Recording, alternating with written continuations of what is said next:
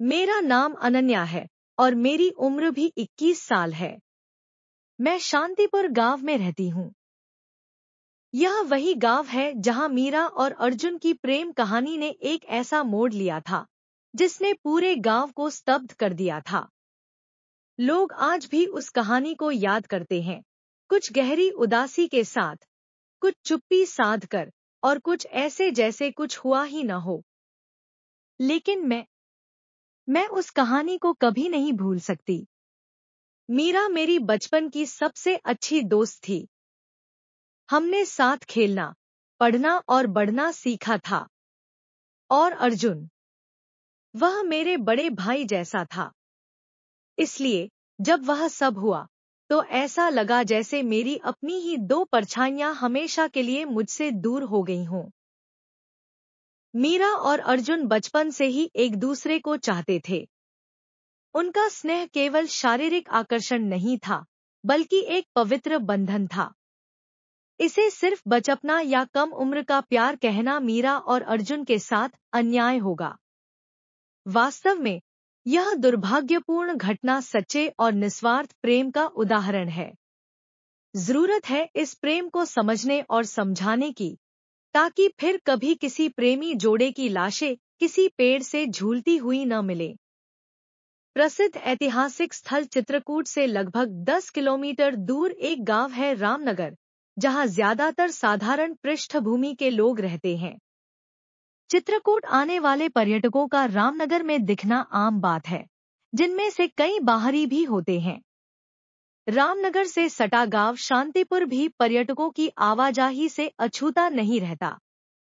लेकिन इस गांव के लोगों पर बाहरी लोगों के आने जाने का कोई खास असर नहीं पड़ता, क्योंकि वे इसके अभ्यस्त हो चुके हैं। शंकर लाल शांतिपुर के प्रतिष्ठित और संपन्न किसान हैं।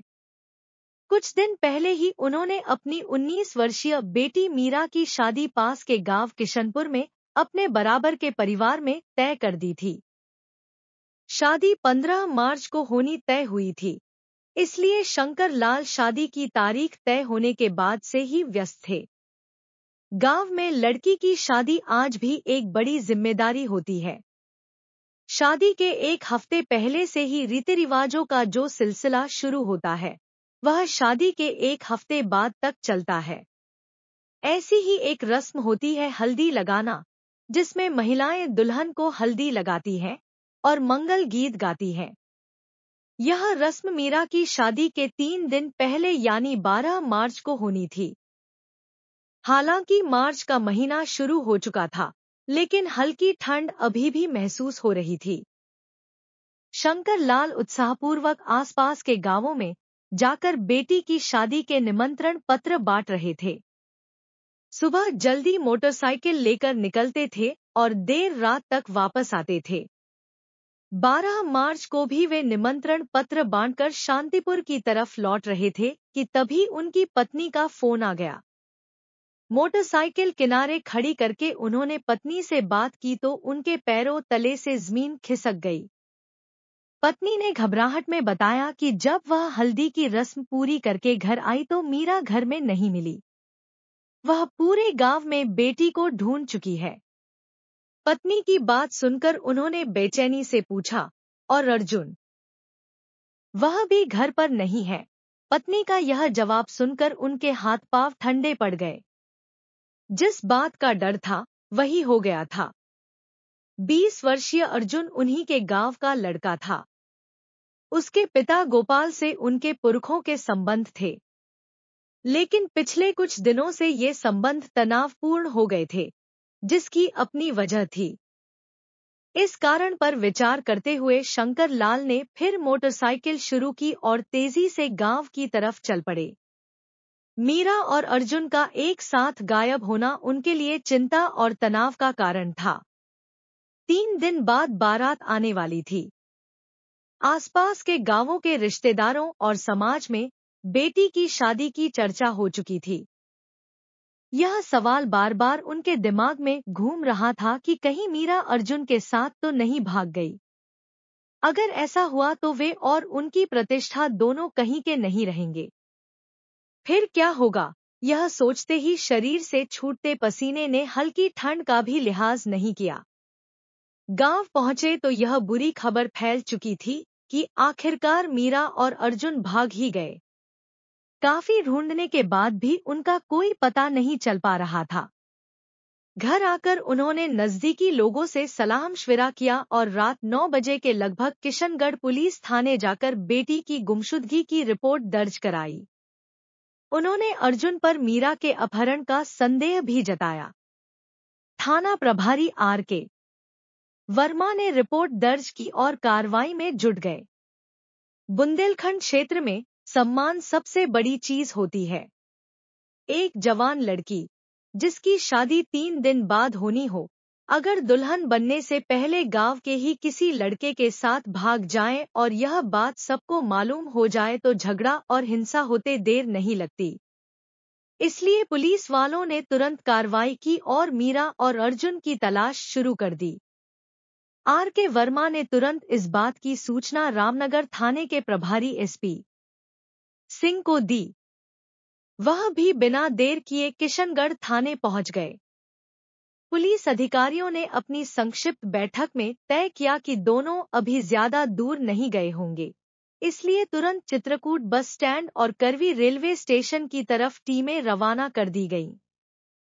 मीरा और अर्जुन कहीं भी जाते, उन्हें इन्हीं दोनों रास्तों से जाना पड़ता। पुलिस ने करवी रेलवे स्टेशन और चित्रकूट बस स्टैंड सहित आसपास के गांवों में छानबीन की, लेकिन मीरा और अर्जुन को नहीं मिलना था, सो वे नहीं मिले। आधी रात हो चुकी थी, इसलिए अब सुबह देखेंगे सोचकर बात टाल दी गई। इधर शांतिपुर में भी बैठकों का दौर चलता रहा, जिनमें अर्जुन और मीरा के परिवार वालों को बच्चों के भागने से ज्यादा चिंता अपनी इज्जत की थी, खासकर शंकर लाल को, क्योंकि वे लड़की वाले थे। ऐसे मामलों में बदनामी लड़की वाले की ही ज्यादा होती है। बस एक बार मीरा मिल जाए तो सब संभाल लूंगा जैसी हजार बातें सोचते शंकर लाल बार बार बेचैन हो उठते थे। सुबह सूरज निकलने से पहले ही अर्जुन की माँ हमेशा की तरह उठकर पशुओं को चारा डालने गांव के बाहर अपने खेतों की तरफ गईं, तो बरगद के पेड़ को देखकर ठिठक गईं। रोशनी पूरी तरह नहीं हुई थी, इसलिए वे एकदम से समझ नहीं पाईं कि पेड़ पर यह क्या लटक रहा है। जिज्ञासावश वह पेड़ के नजदीक पहुंची तो ऊपर का दृश्य देखकर उनकी चीख निकल गई। पेड़ पर मीरा और अर्जुन के शव झूल रहे थे। वह चिल्लाती हुई गांव की तरफ भागी। देखते ही देखते शांतिपुर में कोहराम मच गया। नींद से जागे लोग खेत की तरफ दौड़ने लगे। कुछ डर और कुछ हैरानी से स्तब्ध हुए लोग अपने ही गांव के बच्चों की एक और प्रेम कहानी का यह अंत देख रहे थे। भीड़ में से ही किसी ने मोबाइल फोन पर किशनगढ़ पुलिस थाने में खबर कर दी। पुलिस आती इससे पहले ही प्रेम कहानी पूरी तरह लोगों की जुबान पर आ गई। इस छोटे से गांव में सभी एक दूसरे को जानते हैं। गांव में एक ही प्राथमिक विद्यालय है। इसके बाद की पढ़ाई के लिए बच्चों को रामनगर जाना पड़ता है। अर्जुन की मीरा से बचपन से ही दोस्ती थी। 8वीं के बाद उन्हें भी रामनगर जाना पड़ा। सभी बच्चे एक साथ जाते थे और एक साथ वापस आते थे। सबसे समझदार और जिम्मेदार होने के चलते आने जाने की जिम्मेदारी अर्जुन पर थी।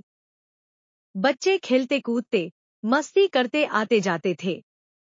यहीं से इन दोनों के दिलों में प्यार का बीज अंकुरित होना शुरू हुआ। दोनों जवानी की दहलीज पर पहला कदम रख रहे थे।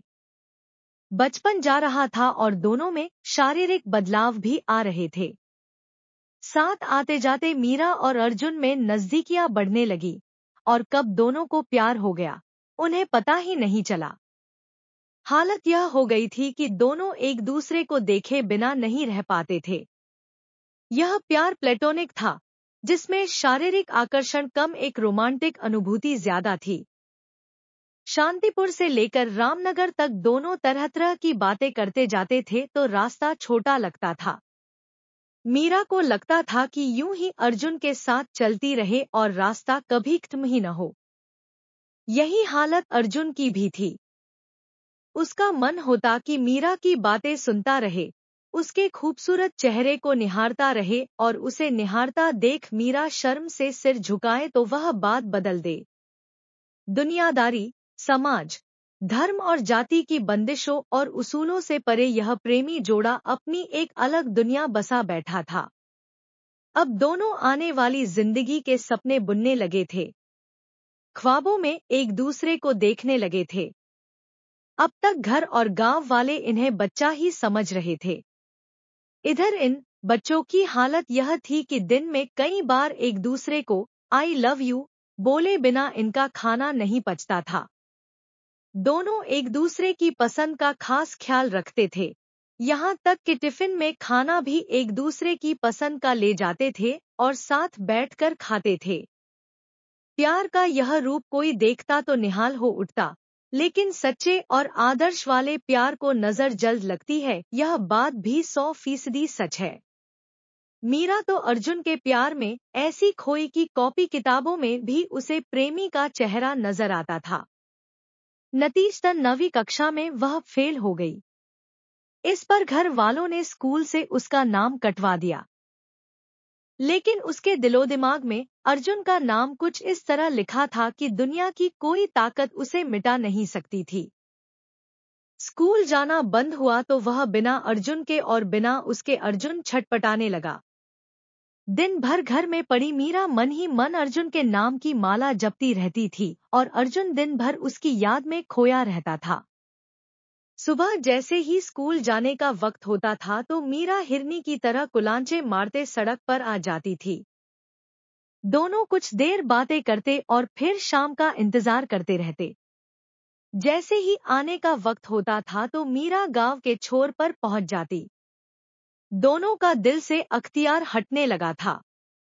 कुछ ही दिनों बाद जैसे ही अर्जुन बच्चों के साथ वापस आता तो दोनों खेतों में गुम हो जाते थे और सूरज ढलने तक अकेले में बैठे एक दूसरे की बाहों में समाये दुनिया जहान की बातें करते रहते। बात छिपने वाली नहीं थी। साथ के बच्चों ने जब उन्हें इस हालत में देखा तो बात उनसे होकर बड़ों तक पहुंची। शंकर लाल को जब यह बात पता चली तो उन्होंने वही गलती की जो आमतौर पर ऐसी हालत में एक पिता करता है। गलती यह कि मीरा पर न केवल बंदिशें लगाईं, बल्कि आनन फानन में उसकी शादी भी तय कर दी। उनका इरादा जल्दी से जल्दी बेटी को विदा कर देना था, ताकि कोई ऐसा हादसा न हो जिसकी वजह से उनकी मूंछें झुक जाए। यह मीरा और अर्जुन के लिए परेशानियों भरा दौर था। दोनों के घर वालों ने साफ तौर पर चेतावनी दे दी थी कि उनकी शादी नहीं हो सकती, लिहाजा दोनों एक दूसरे को भूल जाओ। शादी तय हुई और तैयारियां भी शुरू हो गई तो दोनों हताश हो उठे।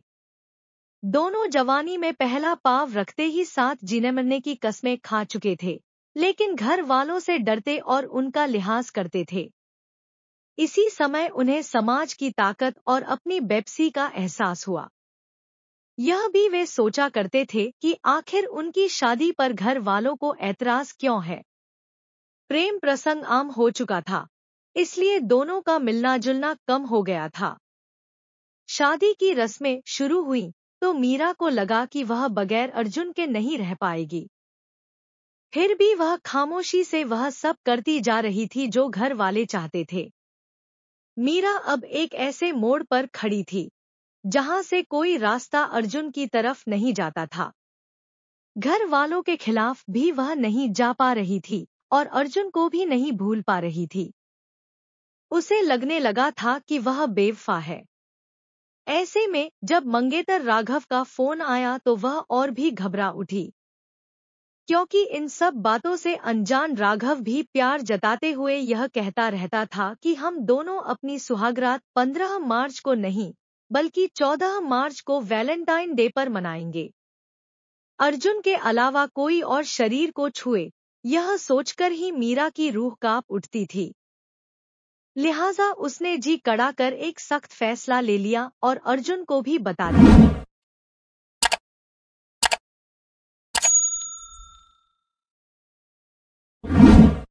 मीरा और अर्जुन के अंतिम संस्कार के बाद शांतिपुर गांव में एक अजीब सी खामोशी छा गई थी। जिन घरों में शादी की शहनाइयां बजने वाली थीं, वहां अब मातम पसरा था। शंकर लाल और गोपाल दोनों ही गहरे सदमे में थे। उनकी आंखों के सामने उनके बच्चों के हंसते हुए चेहरे घूम रहे थे और उन्हें अपनी सख्ती पर पछतावा हो रहा था। गांव के लोग भी इस घटना से अंदर तक हिल गए थे। दबीज़बान में ही सही, पर हर कोई इस त्रासदी के बारे में बात कर रहा था। कुछ लोग बच्चों के प्यार की पवित्रता को समझ रहे थे, तो कुछ अभी भी समाज की रीतियों और मर्यादाओं की बात कर रहे थे। लेकिन ज्यादातर लोग चुप थे, शायद इसलिए क्योंकि उन्हें समझ नहीं आ रहा था कि इस भयानक घटना पर क्या कहा जाए। अनन्या, आपको याद होगा कि मीरा की शादी 15 मार्च को होने वाली थी। उस दिन गांव में एक अजीब सा सन्नाटा पसरा हुआ था। जिस रास्ते से बारात आनी थी, वह सूना पड़ा था। जिस मंडप में फेरे होने थे, वह वीरान था। मीरा के घर में उसकी सहेलियां और रिश्तेदार जमा थे, लेकिन उनकी आंखों में खुशी की जगह आंसू थे। उसी दिन अर्जुन के घर पर भी उसके दोस्त और रिश्तेदार इकट्ठा हुए थे। उनकी आंखों में भी उदासी और निराशा साफ झलक रही थी। किसी को भी यह विश्वास नहीं हो रहा था कि मीरा और अर्जुन अब इस दुनिया में नहीं है। कुछ युवा, जो मीरा और अर्जुन के करीब थे, उन्होंने इस घटना के बाद खुलकर समाज की रूढ़ियों और जाति धर्म के बंधनों पर सवाल उठाना शुरू कर दिया था। वे कह रहे थे कि अगर मीरा और अर्जुन को साथ जीने का हक नहीं दिया गया, तो उन्हें मरने का भी हक नहीं छीनना चाहिए था। उनकी आवाज में गुस्सा और दर्द दोनों शामिल थे। इस घटना के कुछ दिनों बाद किशनगढ़ पुलिस ने मामले की जांच शुरू की। उन्होंने शंकर लाल और गोपाल के साथ साथ गांव के कुछ और लोगों से भी पूछताछ की। लेकिन चूंकि कोई सुसाइड नोट नहीं मिला था और यह स्पष्ट था कि यह आत्महत्या का मामला है, इसलिए पुलिस ने इसे एक दुखद दुर्घटना मानकर फाइल बंद कर दी। लेकिन शांतिपुर के लोगों के दिलों में यह घटना एक गहरा घाव कर गई थी। मीरा और अर्जुन की प्रेम कहानी हमेशा के लिए उनकी यादों में जिंदा रहेगी। एक ऐसी कहानी जो सच्चे प्यार और समाज की कठोर वास्तविकताओं के बीच संघर्ष को दर्शाती है। अनन्या, यह कहानी हमें यह सोचने पर मजबूर करती है कि क्या समाज की परंपराएं और उसूल इतने महत्वपूर्ण हैं कि उनके आगे किसी की जान भी कम पड़ जाए? क्या प्यार करने वालों को सिर्फ इसलिए अपनी जान देनी पड़ती है क्योंकि समाज उन्हें साथ रहने नहीं देता? यह एक ऐसा सवाल है जिसका जवाब शायद कभी नहीं मिल पाएगा, लेकिन यह सवाल हमेशा हमारे दिलों में गूंजता रहेगा। मीरा और अर्जुन की मृत्यु के बाद शांतिपुर गांव में बदलाव की एक धीमी लहर दौड़ने लगी थी। पहले जहां लोग दबीज़बान में बात करते थे, अब कुछ युवा खुलकर अपनी राय रखने लगे थे। उन्होंने सोशल मीडिया और छोटे समूहों में बहसें शुरू कर दी थी, जिनमें वे जाति और धर्म के बंधनों को तोड़कर प्रेम करने वालों को आज़ादी देने की वकालत कर रहे थे। कुछ समाजसेवी संगठन भी इस घटना के बाद सक्रिय हुए। उन्होंने गांव में जाकर लोगों को प्रेम और रिश्तों की समझ विकसित करने के लिए जागरूकता कार्यक्रम चलाए। इन कार्यक्रमों में बताया गया कि कैसे सामाजिक दबाव और परिवार की सख्ती युवाओं को ऐसे कदम उठाने पर मजबूर कर सकती है। शंकर लाल और गोपाल, जिन्होंने अपने बच्चों को खो दिया था, अंदर ही अंदर टूट चुके थे। बाहरी तौर पर वे भले ही शांत दिखते थे, लेकिन उनकी आंखों में हमेशा एक गहरा पछतावा झलकता था। उन्हें अब एहसास हो रहा था कि उन्होंने अपने सामाजिक सम्मान और रूढ़ियों को अपने बच्चों की खुशी से ज्यादा महत्व दिया, जिसकी उन्हें भारी कीमत चुकानी पड़ी। गांव के कुछ बुजुर्गों ने भी इस घटना से सबक लिया। उन्होंने युवाओं को समझाया कि प्यार कोई गुनाह नहीं है और उन्हें अपने जीवन साथी चुनने का अधिकार होना चाहिए। उन्होंने पुरानी रूढ़ियों को त्याग कर नए विचारों को अपनाने की बात कही। मीरा और अर्जुन की प्रेम कहानी शांतिपुर और आसपास के गांवों में एक मिसाल बन गई थी। एक ऐसी मिसाल जो यह याद दिलाती थी कि सच्चा प्यार किसी भी बंधन से ऊपर होता है और उसे सम्मान मिलना चाहिए। उनकी मौत ने भले ही उन्हें जुदा कर दिया था, लेकिन उनकी कहानी ने कई दिलों को जोड़ दिया था और समाज में बदलाव की एक छोटी सी चिंगारी जरूर जलाई थी। अनन्या, यह कहानी हमें सिखाती है कि प्यार अनमोल है और हमें इसे सामाजिक बंधनों और रूढ़ियों से ऊपर रखना चाहिए। किसी भी युवा जोड़े को अपनी जान इसलिए नहीं देनी चाहिए क्योंकि समाज उन्हें स्वीकार नहीं करता। हमें एक ऐसे समाज का निर्माण करना होगा जहां प्यार को सम्मान मिले और हर किसी को अपनी पसंद से जीवन जीने का अधिकार हो। अगर आपको यह कहानी पसंद आई हो, तो कृपया इसे लाइक करें और हमारे चैनल को सब्सक्राइब करें, ताकि हम ऐसी और भी कहानियां आपके लिए लाते रहें। आपकी प्रतिक्रिया हमें प्रेरित करती है। धन्यवाद।